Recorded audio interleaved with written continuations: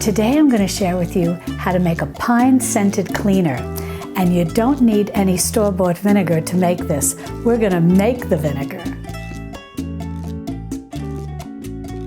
Hi sweet friends, I'm Mary and welcome to Mary's Nest, where I teach traditional cooking skills for making nutrient-dense foods like bone broths, sourdough, ferments, and more. So if you enjoy learning about those things, consider subscribing to my channel.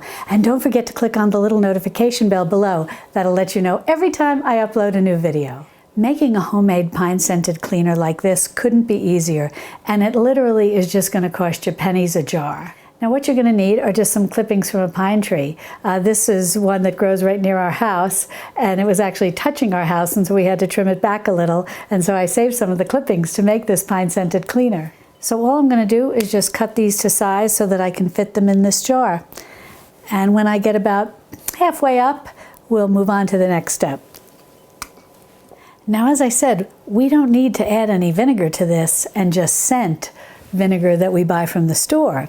We're going to actually make this into a vinegar, into a pine-scented vinegar that's going to be a wonderful pine-scented cleaner. And all you're going to need is about 1/4 cup of white sugar. And you want to use white sugar because you want to give the acetobacter, which is the good bacteria that's going to turn this into vinegar, something to eat. So we're going to go ahead and add in this sugar, just 1/4 cup. And then we're just going to get some filtered water, and you want to make sure that it's chlorine-free. And we're just going to fill this up about 3/4 of the way full. This, when it starts to ferment and start to turn into vinegar, it's going to bubble a bit, and so you don't want to fill it too high up, just about, I think that'll be good. That way you don't get any overflow and make a mess. Now all you want to do is give this a good stir. And I'm just using, my handy dandy chopsticks. For those of you who've seen me make vinegar before and various other things, I love using these. And I learned about them from my sweet friend Heidi over at Rain Country Homestead. And she uses these. And I'll put a link in the description below because I know a lot of you have asked me where do I get them. I just get them on Amazon, but I'll put a link in the description below to them. So then we just want to give this a good stir just to get the sugar starting to dissolve and get the pine needles, all saturated. And then I'll show you what we're going to do next. Okay, everything's nice and saturated, and all we're going to do is take a coffee filter, or if you have some fabric, you can use that too, and we're just going to put this on top, and then we're going to secure this with a rubber band. Now, you do not want to put any weight here. You don't want to weight this down because acetobacter, the good bacteria that turns this into vinegar, needs the air to come and be able to penetrate because the acetobacter bacteria is going to form on the top. And over time, as you make more vinegar, what forms on the top becomes like the mother. It almost forms like a little film on top, almost like a little kombucha SCOBY. Now, don't worry about mold forming on top because we're going to stir this every day, which is going to help prevent mold from building up on top. And then it's going to become somewhat acidic, and then it's not a good environment for mold.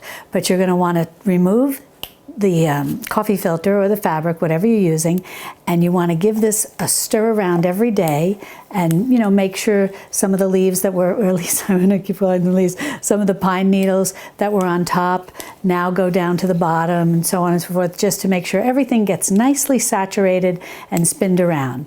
And in a few days, you're going to see this to start bubbling. You're going to see bubbles, and the good bacteria is going to start eating the sugar and turning this into vinegar. And it's going to be beautifully pine-scented because of the pine leaves, pine needles.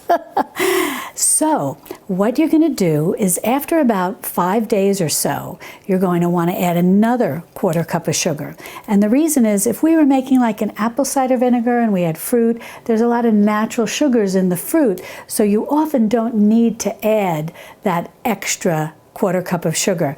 But in the case of making vinegar with pine needles or flowers or leaves or so on and so forth, you do really need to add that extra 1/4 cup of sugar to give the bacteria something to eat so it can continue to work and turn this into vinegar.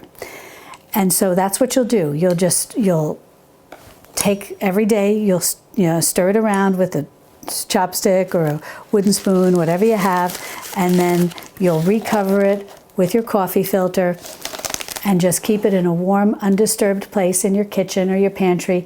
I tend to not put things in my pantry like this because I'm always afraid I'll forget about them. But you just want to keep your eye on it. Watch as it's starting to bubble up and fizz. After about 5 days, add that second quarter cup of sugar and stir it. And after about 2 weeks, it'll start to become so acidic that you may not need to continue stirring it every day. I usually try to because I just enjoy checking on it and whatnot. But as it becomes more acidic, then the potential for mold to form on the top is unlikely. And then after 30 days, it'll be time to check it. And what I like to do is to use these pH strips to check the acidity level. And normally when it starts to get down to 4.5 or 4.0, I sometimes take it as low. I leave it till it's the acidity level of 3.0 because I like it nice and acidic. But what's nice is these pH strips have a little indicator here that'll tell you exactly what level of acidity your vinegar has developed. And I'll put a link to these in the description below. But these come in very handy. And after 30 days, you'll be using this to check your vinegar and see if it's reached the level of acidity that you want. And I'll make another video where I come back in 30 days where we'll check it with the pH strips, and I'll show you how to do that. And then we'll strain it, and I'll show you how to decant it and how to use it as a cleaner. And after 30 days, this is going to smell so delightful. It's going to have a very strong pine smell, and it's going to make a wonderful cleaner.